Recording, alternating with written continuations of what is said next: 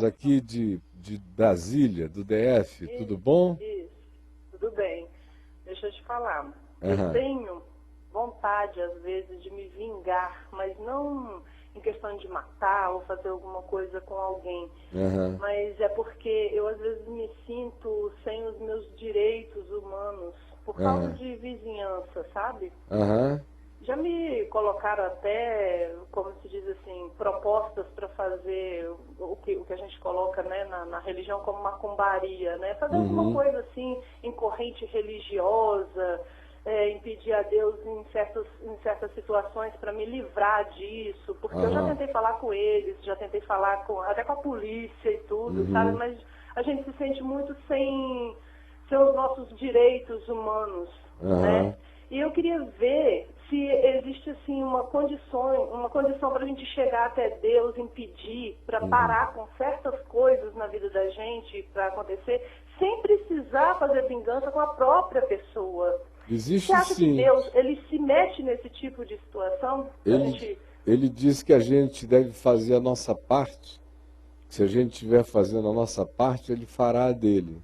Sabe qual é a Aham, nossa parte?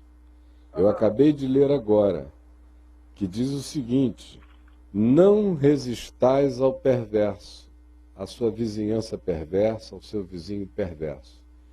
Você já resistiu a eles? Você já bateu boca com eles? Você já brigou com É, eles?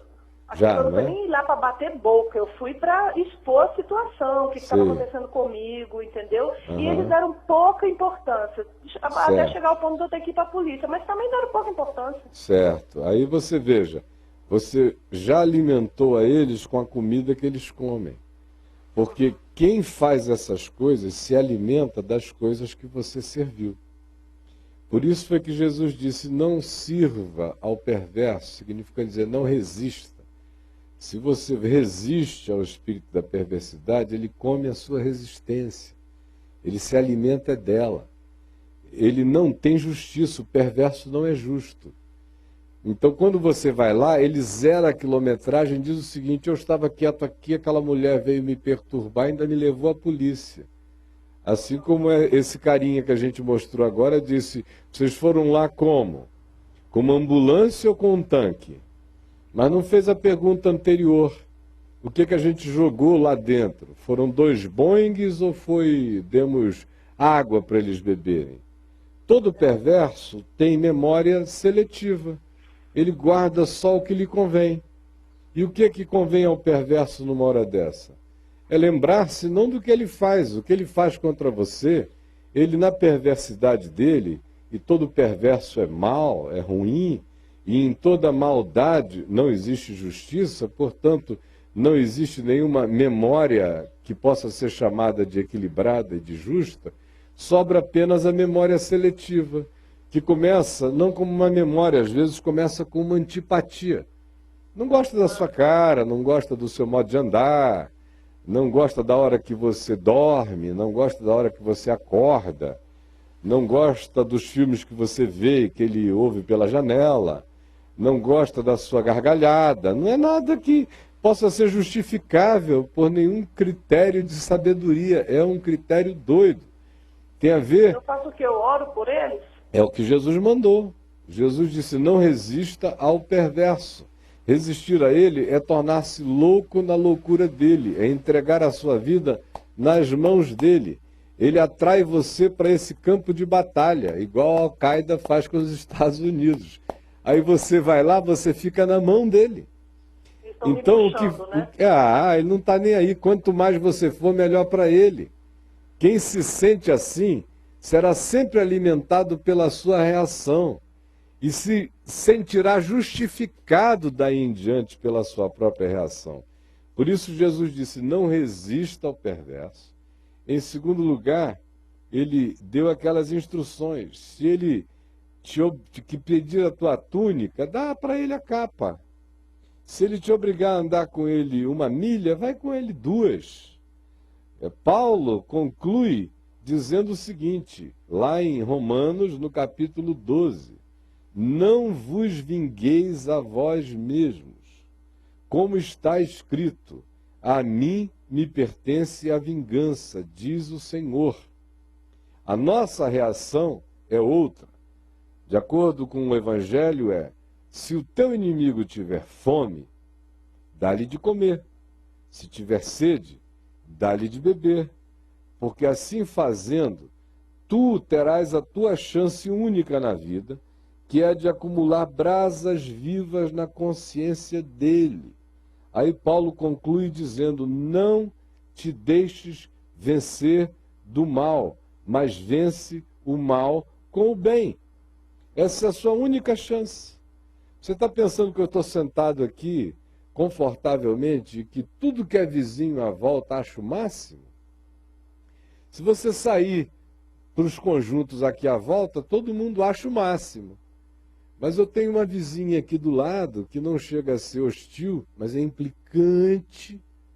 Tem uma outra ali na frente. Uma vez, eu vi. Tem uma outra ali na frente que quando a gente tem reunião na tenda, ela faz as maiores confusões. Antigamente ela amaldiçoava, gritava e tudo mais. Quando ela não quer fazer nada disso, ela só manda o filho botar o carro ligado com umas caixas de som apontadas para nós em toda altura. Ela nunca recebeu de mim uma queixa, nem receberá. Ela só recebe a oração. Se eu tiver alguma chance em relação a ela, é assim. Oi? Por máximo que eu também esteja orando e atrás da providência divina, o negócio é que eu estou me acabando enquanto é porque você se entregou. Porque você se entregou, viu, Emília? Olha só, o rapaz estava fazendo uma matéria ali naquele bairro judeu de Jerusalém, no documentário que a gente viu, naquele bairro judeu ortodoxo. Porque Jerusalém inteira não é assim, 3, 4% da cidade é que tem aquela população de judeus ortodoxos hostis, o resto do povo é tranquilo. Agora, eu já levei pum na cara daqueles sujeitos lá, mas não é disso que eu quero falar. Antes de eu mudar para Brasília, em 2004, eu tinha o Café com Graça lá no Rio de Janeiro, de 2001 até 2004. E aí eu pregava num lugar aberto, de onde 3 prédios, eu era circundado por 3 prédios. E foi logo depois daquela história de dossiê Caimã, e com um monte de evangélicos com raiva de mim para todo lado. Olha, tinha gente que jogava saco de ácido lá de cima. Ácido que se cair na cara de alguém queima e deforma. Outras vezes jogavam sacos de urina.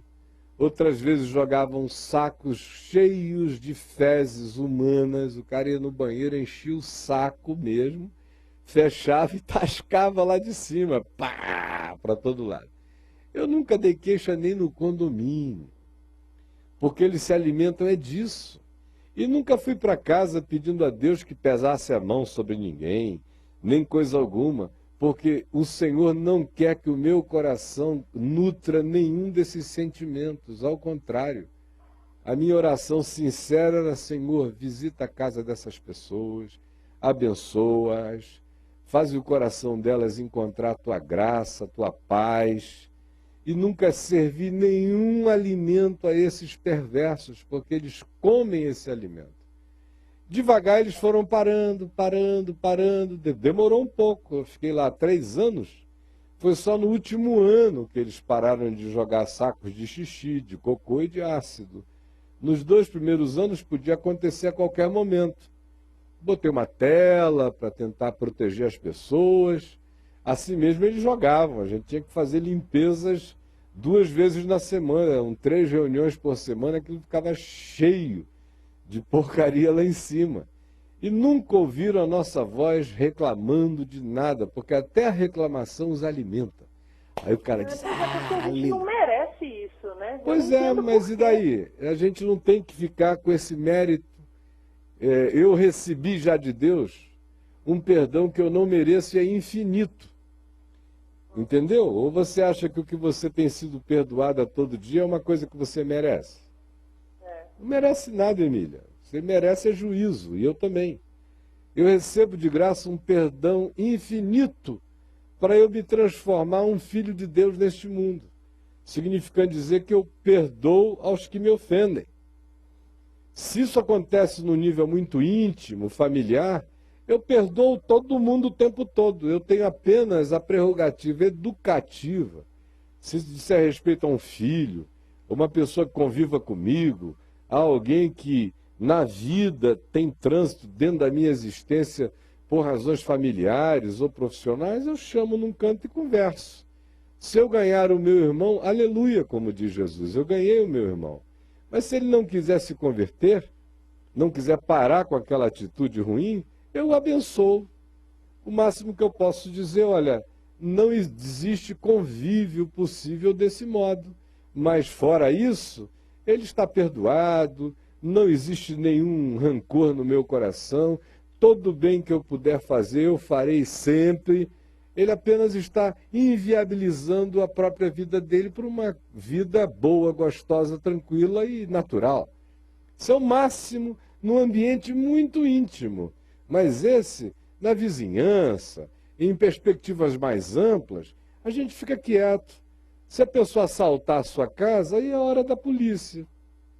Se ela começar a tirar coisas para dentro da sua casa, é um direito cidadão reportar isso à polícia e dizer, olha, está acontecendo isso. Se você quiser usar esse direito.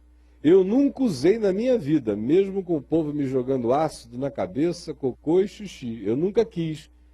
Porque o que é que a Bíblia me ensina? O que é que o Evangelho me ensina? Me ensina o que Jesus mandou eu fazer, o que Paulo mandou a gente fazer, o que Pedro recomendou do mesmo modo. Disse, sigam os passos dele, Jesus, que quando afrontado, não respondia à afronta. Quando injuriado, não respondia com injúria. Quando perseguido, não retornava com perseguição. É só isso que o Evangelho ensina. Essa é a nossa defesa. Essa é a nossa resposta. Esse é o nosso direito. Quem é de Jesus desistiu dos direitos deste mundo e abraçou apenas os princípios do amor de Deus. A gente tem que decidir se nós somos gente da graça de Deus, do Deus que faz vir o bem sobre maus e bons, que faz vir chuvas sobre justos e injustos, ou se a gente é filho da Constituição brasileira. Eu sou capaz de utilizar a Constituição brasileira para defender o meu próximo. São os direitos de um outro. Mas em relação a mim, que sou discípulo de Jesus, eu não uso nem a Constituição para defender os meus direitos. Eu prefiro ter os meus direitos defendidos pelo Senhor do que pela Constituição do Brasil. De modo que eu estou falando de quem é discípulo de Jesus e quer ser até o fim. Esse é o único princípio capaz de parar a insanidade dos outros. Porque até os direitos que você chamou de direitos humanos, que seria recorrer a essa igualdade de proteção que está estabelecida na Constituição de qualquer país civilizado, é uma coisa que está estabelecida pelos pagãos, mas não soluciona espiritualmente os problemas. Porque tudo que tem sido feito no mundo tem sido feito debaixo do amparo das constituições, das legislações, dos acordos, dos tratados, e olha só a desgraça na qual a gente está. De modo que ser de Jesus também é desistir dos nossos direitos neste mundo. Essa é uma coisa difícil que os cristãos não quiseram entender até hoje. Ser de Jesus é outro departamento, querida. Ser de Jesus é ser aquele bem-aventurado de Mateus 5. É ser humilde de espírito, dos quais é o reino dos céus. É ser manso. A palavra diz que o caminho é estreito, né? Que herdará a terra. É ter fome e sede de justiça, no sentido de praticar a você mesmo a justiça do reino de Deus, não a justiça desse mundo. É a gente, quando perseguido, não devolver com afronta. Ao contrário, Jesus disse, alegrem-se, porque assim eles perseguiram aos profetas que viveram antes de vocês. Enquanto isso, você vive o melhor da sua vida, com a sua melhor atitude, mas se você for resolver que vai ser olho por olho, dente por dente, você vai acabar sem olho nenhum e banguela de todo. E ele também, ele tira um dente seu, você tira outro dele, ele arranca um olho seu, você arranca um olho dele, aí ele vem, arranca mais dente seu, você arranca mais dentes dele, ele arranca um olho seu, você vai tateando o furo dele, no fim estão vocês aí embolados o resto da vida, cegos e banguelas, sem nenhum dente na boca e sem nenhum olho na cara. Essa é a decisão que o discípulo tem que fazer, se ele segue a Jesus ou se ele segue ao diabo na hostilidade do próximo. Porque quando a gente se entrega à hostilidade do próximo contra a gente passou a ser discípulo do caminho do diabo na hostilidade do nosso próximo. Você entendeu, minha querida? A gente vai para a mão dele. A gente fica do jeito que o perverso quer. E o perverso não tem limite. E veja que você iniciou dizendo que já houve pessoas que lhe convidaram para fazer macumba. Não necessariamente a macumba do terreiro, mas convidaram você para alguma corrente de oração vingativa. Para isso cessar. Não é? Para orar e jejuar pedindo a Deus que destrua os seus inimigos. É macumba do mesmo jeito. Leia Isaías 58, Isaías 58, e você vai ver lá a palavra de Deus dizendo: jejuando assim e orando assim, porventura a vossa oração chegará aos céus? Será que vocês não estão apenas cuidando dos seus próprios interesses? O jejum que me agrada, a oração que me agrada, o Senhor diz, é outra. É ajudar ao próximo, é quebrar as cadeias de quem está preso, é agir com outra atitude, é responder à vida conforme Jesus ensinou. Qualquer outro caminho é optar por não ser de Jesus nesta existência. É professar uma outra fé, que não seja fé em Jesus. Entendeu, minha querida Emília? Entendi, sim. Então, que Deus te abençoe, tire esse ódio, essa hostilidade, essa vingança, essa amargura do seu coração. Do contrário, você está na mão do bicho, querida. Ele só vai ter uma chance de sossegar se você se livrar dele dentro de você. Não espere que eles melhorem, fique livre deles hoje. Ajoelhe e diga: Jesus, essas pessoas não são mais meu problema. Meu problema sou eu, o veneno que foi posto em mim. Tira do meu coração e eu tiro de mim por uma decisão de fé de obedecer a tua palavra e o teu mandamento. Eu vou andar diferente, eu vou pensar diferente, eu não vou mais reivindicar, eu não vou ficar com pena de mim mesmo, eu não vou ficar me sentindo uma coitadinha. Ainda que eles me hostilizem enquanto eu caminho, aquele que sai andando e chorando enquanto semeia, voltará com júbilo trazendo os seus feixes. Eu não vou mudar o meu caminho por causa de nenhum louco nesta vida. Essa é a decisão do discípulo, querida. Este é o único caminho de libertação, segundo Jesus. Aí o Pai que está nos céus vai se agradar de você e o resto fica por conta dele. Eu sei que a ligação caiu, mas eu sei que você continua me ouvindo na internet. O resto fica por conta do seu Pai que está nos céus e não dê nenhuma ideia a Deus. Faça a sua parte conforme Jesus mandou e conforme o Evangelho ensina. É tudo, Emília. E aí, brother? Maravilha, Caião. Caio, a disciplina imposta em algumas igrejas é uma forma de vingança?